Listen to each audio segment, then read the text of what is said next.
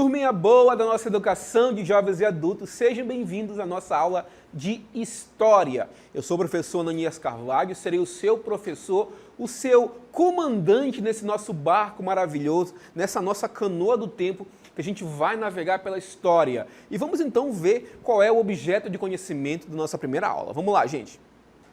Aula de número 1, objeto de conhecimento, o Iluminismo e a formação dos Estados Unidos. Detalhamento, progresso, otimismo e Deus, a enciclopédia dos iluministas, o iluminismo na economia e os déspotas esclarecidos. A gente vai começar então a compreender esse século, século XVIII, o século das luzes, e como ele influenciou nas transformações sociais na Europa ao longo dos anos. Vamos lá, gente, para a nossa aula.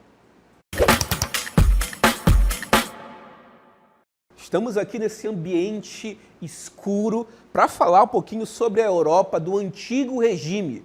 Galera, durante muito tempo, a Europa foi absolutista. O que significa isso? Governada por reis que tinham como pretexto o chamado direito divino. Ou seja, é assim porque Deus quer que seja assim. A partir do século XVII, do século XVIII, a luz da razão começa a iluminar a Europa num movimento intelectual que ganhou o nome de Iluminismo. Vamos então ao texto, vamos conhecer um pouquinho sobre esse movimento intelectual e a importância dele para a Europa, justamente para contestar a sociedade daquela época. Vamos então ao texto, vamos lá? E o texto nos fala o seguinte: no decorrer do século XVIII, difundiu-se na França e na Grã-Bretanha um conjunto de ideias opostas ao absolutismo dos reis e ao misticismo religioso. E esse movimento, esse conjunto de ideias, a gente dá o nome de dá o nome de iluminismo. Por que iluminismo, professor? Porque segundo os filósofos daquela época, a razão seria a única capaz de iluminar a Europa, que, segundo eles, naquele momento estava no escuro, nas trevas do obscurantismo e também do pensamento dogmático. O que vem ser esse pensamento dogmático, professor? É o pensamento que tenta explicar não só a sociedade, mas também os fenômenos em geral, de forma com pensamento religioso e místico e supersticioso. Por que acontece tal coisa? Porque Deus quis que fosse assim. Por que chove? Por que temos colheitas? Por que temos período de grande seca e de grande fome? A explicação que o pensamento dogmático dá para a gente é porque é assim porque Deus quer que seja assim. Alguns filósofos resolveram então contestar essa realidade. Por que eu tenho que aceitar tudo que a igreja fala para mim? Por que eu não posso contestar? Por que eu não posso usar a razão para explicar a minha realidade?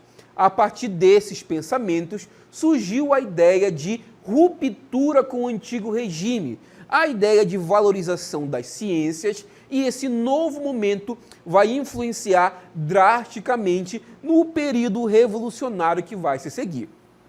Vamos adiante com o texto. Vamos lá, galera. O Iluminismo foi um movimento intelectual que se tornou popular no século XVIII, conhecido como o século das luzes. Presta atenção, gente. Se quiser anotar, eu acho interessante. O que foi o Iluminismo, professor? O Iluminismo foi um movimento intelectual que se tornou popular no século XVIII, conhecido como o século das luzes. O que esse movimento pregava, galera? O uso da razão para explicar a realidade e, digamos assim, a renúncia com todo o pensamento dogmático e o pensamento irracional. Vamos ao texto, vamos lá, gente. Vamos entender um pouquinho melhor o que foi esse movimento intelectual, o que foi o Iluminismo. O que o texto fala pra gente, galera? Por meio do Iluminismo, combateu-se uma visão de mundo teocêntrica. Uma visão de mundo teocêntrica. Professor, o que vem ser visão de mundo teocêntrica? O que de fato é teocentrismo, galera? Vamos então analisar a palavra. A palavra pode ser dividida de duas formas, gente. Teo e centrismo. Teos significa Deus, centrismo ou cêntrica, como a palavra está falando para a gente, quer dizer o centro. Lá na Idade Média, também no Antigo Regime, costumava-se então a colocar Deus no centro de todas as coisas. E esse pensamento ele foi influenciado drasticamente pelas práticas cristãs ou pelo cristianismo. E ganhou espaço na sociedade o racionalismo, ou seja, o uso da razão para explicar as coisas, e também o cientificismo, a valorização do pensamento científico. Os iluministas tinham a crença de que o racionalismo permitiria à humanidade encontrar o caminho do progresso e construir uma sociedade sem injustiças sociais e sem conflito. Esse era a busca dos iluministas, galera, sempre em busca do progresso. E segundo eles, a gente só poderia alcançar esse dito progresso a partir do momento em que usarmos no nosso cotidiano e explicarmos a realidade através do racionalismo. Galera, vocês devem estar estranhando a princípio, né? Esses termos, razão, esses termos de racionalismos, cientificismos, eles são um pouco ali emprestados da filosofia. Para a gente entender o que é razão, é essencial que a gente tenha em mente que tudo que pode ser explicado de forma lógica, de forma concisa, a gente chama de utilização da razão. Quando eu utilizo outros subterfúgios para explicar a realidade, dogmas, superstições, entre outros, eu digo que eu não uso a razão, que eu explico a realidade de forma irracional. Então, os iluministas buscavam explicar a realidade através do pensamento racional, através do uso da razão. Vamos então analisar um pouquinho quais são os principais tópicos, os principais pontos, as principais características do iluminismo. Vamos a ela. A primeira que eu vou trazer para vocês é justamente o racionalismo, o uso do pensamento racional, da razão para explicar a realidade. Vamos ao próximo, vamos lá? O cientificismo, a valorização da ciência e do experimento para chegar ali a uma verdade conclusiva. Próximo tópico, vamos lá, gente? A visão anticlerical, ou seja, crítica ferrenha ao pensamento religioso, e também o ideal de ruptura com o antigo regime, ou seja, o absolutismo. Eles buscavam, entre outras coisas, uma forma de governo onde a razão fosse utilizada para explicar e não apenas a justificativa de que o rei é rei porque Deus quer. Não é mesmo, gente? Vamos então adiante com o texto. Vamos lá, gente. Vamos então trabalhar um pouquinho sobre os pensadores iluministas. Os ideais iluministas se espalharam por vários países da Europa, mas na França, dominada pelo antigo regime, que eles mais se difundiram. Entre os pensadores iluministas mais conhecidos, a gente vai citar para vocês o John Locke, o Voltaire, o Barão de Montesquieu, o Jean-Jacques Rousseau, o Adam Smith, entre outros pensadores que, através dos seus pensamentos, foram de vital importância para as transformações sociais que vão se seguir. Galera, é interessante frisar para vocês que o iluminismo é o ponto de partida para as chamadas revoluções burguesas, Revolução Industrial, Revolução Francesa e outras revoluções que vão se seguir a partir de então. Vamos então conhecer alguns filósofos, alguns pensadores iluministas. E o primeiro que eu trago para vocês aqui é justamente o nosso John Locke, que é conhecido como o pai do liberalismo jurídico. Segundo John Locke, galera, todo ser humano nascia com direitos fundamentais, direitos naturais e inalienáveis. É aquela ideia de que todo mundo é igual perante a lei. Essa ideia vem lá do filósofo britânico John Locke. Segundo John Locke, todo ser humano nascia com direito à vida, com direito à liberdade e com direito à propriedade privada. E esses direitos eram inalienáveis, ou seja, ninguém pode tirar de você esse direito. A não ser que você cometa um crime, você perde um direito à liberdade, por exemplo. Vamos então analisar o que o John Locke fala pra gente. É considerado o pai do iluminismo. condenou o absolutismo monárquico e o poder inato, ou seja, o poder divino dos reis. Vamos adiante. Por outro lado, defendeu o respeito à liberdade dos cidadãos e tolerância religiosa e os direitos de propriedade privada e livre iniciativa econômica. Vamos adiante. Locke defendia a criação de governo para a manutenção dos direitos naturais, ou seja, direito que todo mundo tem quando nasce. Direito à vida, à liberdade e à propriedade privada. Esse é o pai do iluminismo, que é conhecido como John Locke. Vamos então conhecer um próximo filósofo, vamos lá, gente, que é o Voltaire, tá, gente? François-Marie Arouet, que é conhecido como Voltaire. Ele é um grande crítico, um ferrenho crítico religioso ao poder clerical e também um grande defensor da liberdade de expressão. Uma frase que sintetiza o pensamento do Voltaire é a seguinte: posso não concordar com as suas palavras, mas defenderei até a morte o direito de dizê-las. Eu posso não concordar com o que você fala, mas nem por isso você não tem o direito de falar. Isso é liberdade de expressão. Vamos então ver o que o filósofo Voltaire defendia. A defesa da liberdade de expressão e a crítica à intolerância religiosa. Vamos adiante. É o mais conhecido pensador do iluminismo. Destacou-se pelas críticas feitas ao clero católico e à intolerância religiosa e também à nobreza. Vamos adiante. Para Voltaire, os reis tinham que ser esclarecidos, ou seja, deviam seguir os ideais defendidos pelos iluministas.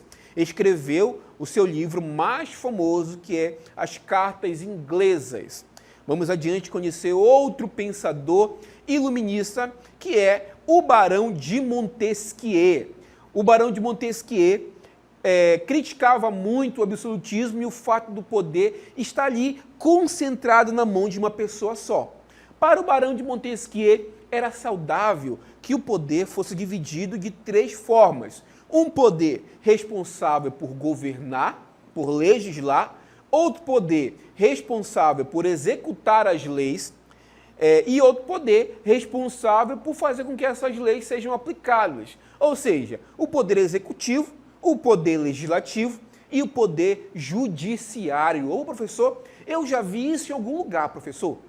É nada mais, nada menos do que a forma como a sociedade brasileira, não só a brasileira, mas também outras sociedades ao redor do mundo, são organizadas através do tripartidarismo de poder. O poder dividido em 3 poderes: legislativo, executivo e judiciário. Essa foi, sem dúvida, a maior contribuição do Barão de Montesquieu para a sociedade moderna. Vamos então ver um pouquinho sobre o pensamento do Barão de Montesquieu. Vamos lá, gente.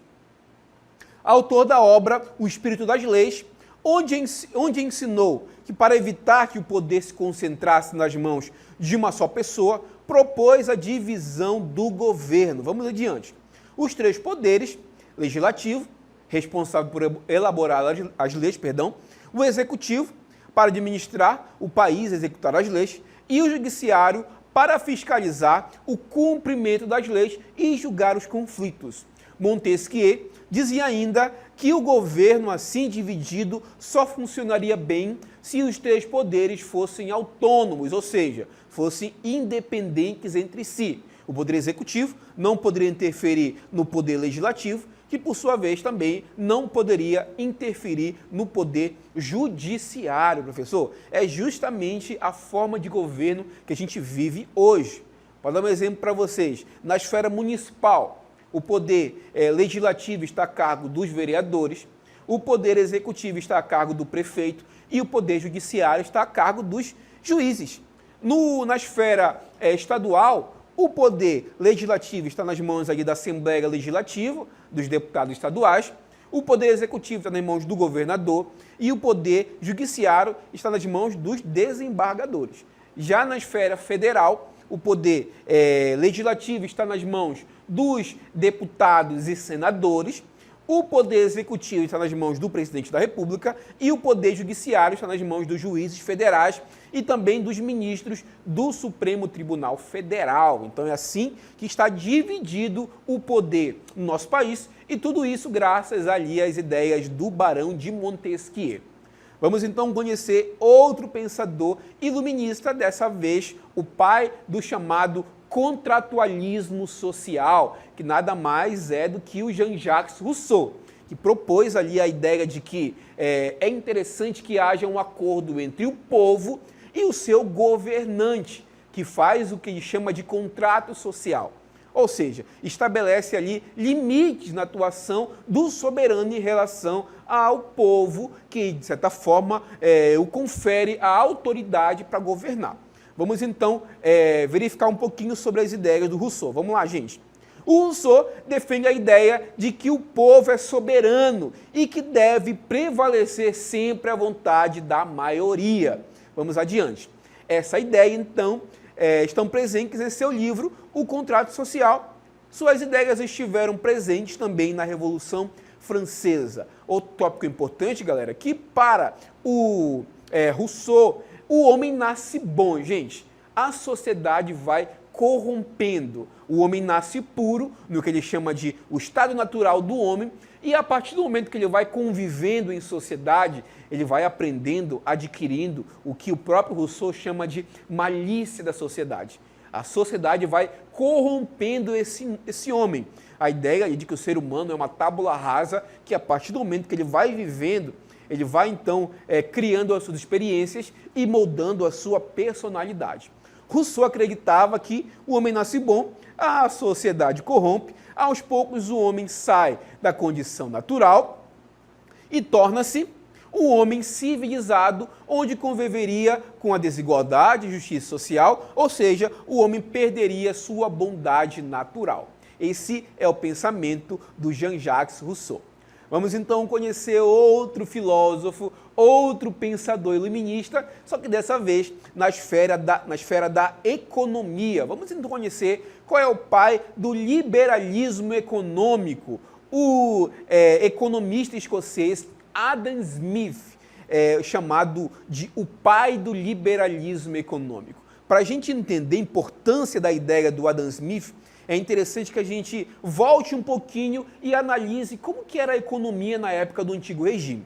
As práticas econômicas eram norteadas pelo mercantilismo, ou seja, o Estado interferia diretamente na economia. Para o Adam Smith, não é interessante que o Estado interfira na economia. Ele é criador da ideia do chamado Estado mínimo.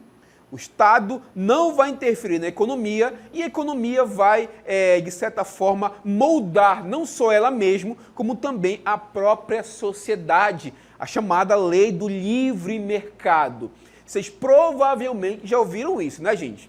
É ideal que o Estado não se meta na economia, que a economia própria se regularia, que a mão invisível do mercado ia regular não só a economia, mas também a sociedade como um todo. E essa ideia, galera, que está tão presente na nossa sociedade, ela também vem de um pensador iluminista, de um economista, que é o nosso Adam Smith. Vamos então verificar o que o Adam Smith pregava e qual era a cerne do seu pensamento. Vamos lá, galera. Smith foi um economista escocês, considerado o pai da economia moderna. Vamos adiante. Seu trabalho mais conhecido é o livro A Riqueza das Nações, no qual ele disserta sobre a economia de sua época. Nessa obra, ele defende o que ficou conhecido como o liberalismo econômico, afirmando que o Estado não deveria interferir na economia, no funcionamento da economia. Segundo Adam Smith, galera, a principal riqueza de uma nação não é a quantidade de dinheiro que ela acumula, e sim a quantidade de trabalho que ela consegue, quantidade de trabalho que ela consegue organizar, a quantidade de produto que ela consegue produzir. Segundo Adam Smith, a riqueza de uma nação está no trabalho e não no dinheiro acumulado. Perfeito, gente? Então vamos sair um pouquinho dos economistas, dos filósofos, dos pensadores e vamos conhecer como essas práticas começaram a influenciar os reis, os monarcas, os déspotas daquela época. Vamos então conhecer agora, vamos lá, gente? Despotismo, vem da palavra déspota, gente. O que é um déspota, professor? Não sei o que é essa palavra, quero aprender o significado. Déspota, galera, é um tirano, é aquele camarada que governa pela violência muitas vezes, pela autoridade a ele constituída. Isso é um déspota. Como esse déspota vai ser esclarecido? A partir do momento que os reis absolutistas entram em contato com as ideias iluministas, eles passam então a aderir a algumas ideias. Por isso que a gente chama eles de reis filósofos ou de déspotas esclarecidos. É interessante falar para vocês que eles começaram a usar alguns preceitos do iluminismo, mas somente aqueles que não feriam a sua autoridade. Ou seja, eles obviamente não iam contestar a sua autoridade, como o próprio Barão de Montesquieu pregava na divisão dos poderes. Eles iam então pegar algumas ideias e modernizar os seus estados, mas repudiavam as ideias que contestavam o seu poder. Vamos ao texto, vamos lá, gente. O despotismo esclarecido. As ideias iluministas se espalharam de tal modo que muitos governantes buscaram implantar medidas embasadas no iluminismo para modernizar seus respectivos estados. Essa prática ficou conhecida, galera, como despotismo esclarecido. O déspota, o tirano, ele entra em contato com o iluminismo e, segundo eles próprios, se tornam esclarecidos. Deu para entender, gente? Vamos adiante, vamos lá com o texto. Essas medidas consistiam em atenuar as relações entre monarcas e burguesia. O que é a burguesia, professor? É a classe social que vai emergir a partir de então, composta pelos empresários, pelos comerciantes. Se o monarca tem a influência, galera, quem vai deter o poder vai ser a burguesia.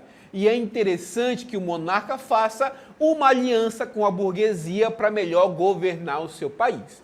Era por essa questão, praticamente, que era interessante para o monarca colocar em prática algumas medidas adotadas, vindas do iluminismo.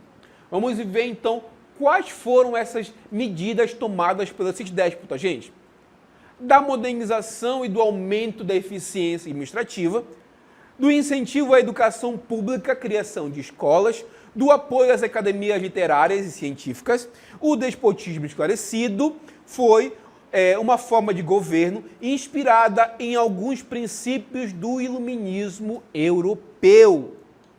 Então a gente vai conhecer a partir de agora alguns monarcas, alguns reis, alguns déspotas que resolveram modernizar o seu estado. Como eles fizeram isso, galera? Colocando algumas medidas iluministas em prática. O primeiro que a gente vai conhecer, o primeiro rei, filósofo, o primeiro déspota esclarecido que a gente vai conhecer é justamente o rei Frederico II da Prússia. Professor, Prússia, que país é esse, professor? Antes da Alemanha se unificar no que a gente conhece hoje como a Grande Alemanha, ela era formada por vários estados independentes. O mais forte dele era a Prússia. E na Prússia, quem governava entre 1740 e 1786 foi o Frederico II, que, influenciado pelo ensinamento de Voltaire, começou ali a implantar algumas medidas visando modernizar o seu estado. Primeiro déspota esclarecido que a gente vai conhecer na aula de hoje é o rei Frederico II, rei da Prússia. Vamos adiante, galera. Conhecer uma próxima déspota esclarecido, dessa vez uma imperatriz, a imperatriz Teresa da Áustria, que viveu entre 1717 a 1780, ali no século XVIII. Conseguiu taxar a nobreza e criar um exército nacional. Isso basicamente beneficiava o seu Estado e dava ali uma certa força para tentar peitar outras nações. É interessante que uma das medidas da Maria Teresa foi fortalecer a burguesia local, o comércio local, através de algumas medidas protecionistas. Mas basicamente essa taxação da nobreza foi fato inédito. Isso mostrava que ela meio que flertava com os burgueses para melhor governar. Acabou, então, colocando em prática alguns preceitos do iluminismo. Vamos, então, ao próximo déspota que a gente vai conhecer, dessa vez na Espanha, o rei Carlos III, que viveu entre 1716 a 1788. Esta política ganhou forma na implantação da indústria têxtil, também uma forma de fortalecer a burguesia espanhola dessa época. Foi basicamente o investimento do próprio rei na indústria têxtil que foi fundamental, porque a gente vai conhecer como futuramente a Revolução Industrial, que vai sair da Inglaterra e também vai conhecer um terreno fértil ali na Espanha. Vamos ao próximo monarca, vamos lá, galera, que a gente vai conhecer, é uma imperatriz, a imperatriz Catarina II da Rússia, que viveu entre os anos de 1762 a 1796. As medidas dela foram as seguintes: promoveu a liberdade religiosa, ao mesmo tempo em que acentuou o feudalismo. Isso, de certa forma, ela modernizou o seu Estado. Ela também contribuiu para que a Rússia fosse um dos últimos países a abolir o regime de servidão. Mas ela é uma importante monarca que também ficou conhecida como uma déspota esclarecida.